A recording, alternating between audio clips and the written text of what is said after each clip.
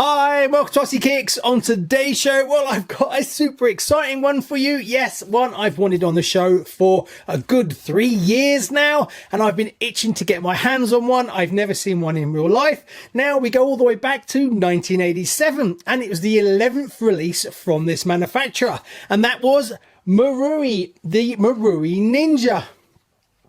Super excited, sorry, don't know if you can see that. Super excited to have it on the show. So in this episode, we're going to deep dive into it. I'll give you a bit of a history about it. And I've actually got the vintage electronics, so we're going to put them back in the car. There's a few things that need some work on this one, but it's a solid example, and I am super chuffed. So if you'd like to know more, stay tuned. Hit it, Charlie. Right, the first thing I can think is we'll all agree it is absolutely stunning. It is a very good looking vintage buggy and different, so it stands out a little bit. Now, Marui Ninja was released in 1987, but it was the 11th Marui kit that was produced, like I said before. Tokyo Marui Co. Limited is the full name of the company that made this. They're a Japanese manufacturer that's still around today, but mainly focusing on airsoft weapons. But will we ever see a re-release of it? I don't know. The company exists today. They still do RC tanks and things like that, so there's no reason why they couldn't. But do they still have the molds? That's the main key. And are they just genuinely interested in doing that? I think if they brought out a few of the classics, I think they'd be very successful. Now, going over the lineup from 1983 to 1988, which is when Marui was the most prolific in the RC world, there was the Ninja 4-wheel drive, then there was the Shogun 1988, which was 4-wheel drive, then there was the Samurai, which was 1986, then we had a Cause Thunderbird NASCAR style 1988 car. That was very different. They're the main ones that most people know about, but there's a few others. There's the 1984 Hunter, which kind of looked like the Frog, which came out a year earlier in 1993, as well as it looks a bit like a Hornet. The one I personally remember the most was the Datsun Big Bear, very much along the lines of the Blackfoot, which actually came after that. The Big Bear was released in 1984 to 1985, and the Blackfoot from Tamiya came out in 1986. So yes, it is a very good looking buggy. The rims and tyres are very different. You don't get this kind of style of tyre on anything else that I've seen. Tyres on this particular one are all cracked at the back. They will need replacing, even though it's not going to be run. It's still, they need to be replaced. They're cracking all the way across, but they'll do for now until I can get hold of some replacements. The body is in reasonably good condition. It's just showing a little bit of age. Has been run, but not super amounts. I'm not sure if that deliberately sticks out a little bit there or whether I just need to reseat that. I don't know whether that's standard. I have printed off the manual, so I will actually take a look to see. But I think we can all agree it is a very good looking buggy. Right, let's take the body off. Now, I'm lucky enough to, like I said, have the actual electronics to put back in it. It's got a modern ESC at the moment, which I'll take out.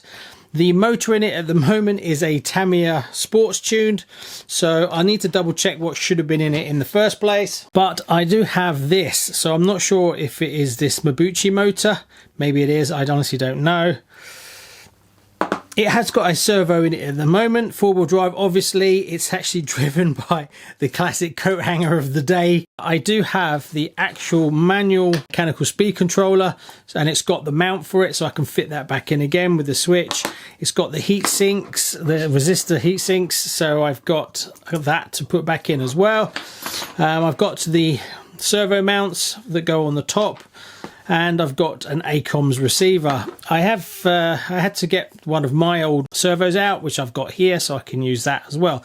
But I've pretty much got everything to put the old electronics back in it.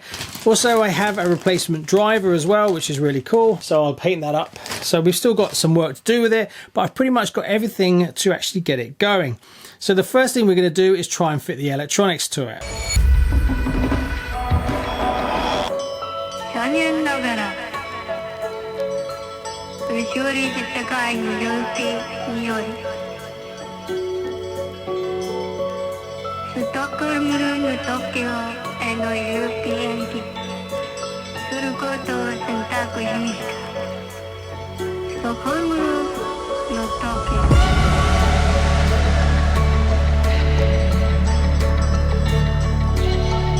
If you're enjoying this RC content, can you do me a massive favour? It's totally free to hit that subscribe button and thumbs up, as it really helps the algorithm push out this small channel's RC content to other people like you. Right, crack open that packet, reach in and pull out those brand new rubber tyres, take a good sniff and remember the 80s.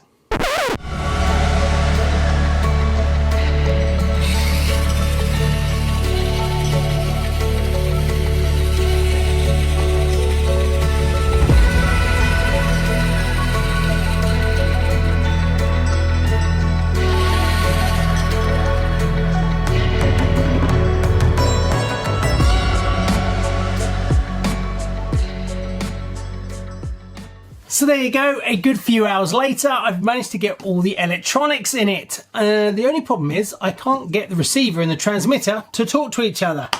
Everything seems to work and I get power. There's light inside the receiver, so I might have to try another vintage receiver. But everything seems to work. The servo works, the mechanical speed controller, all that works, which is really good.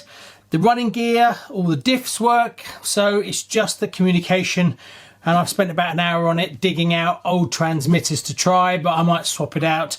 But everything else seems to work all right. I'm not sure why. I tried a few different crystals, nothing. But everything went together really nicely, so I'll probably order a new body and some decals. Got to find those tyres.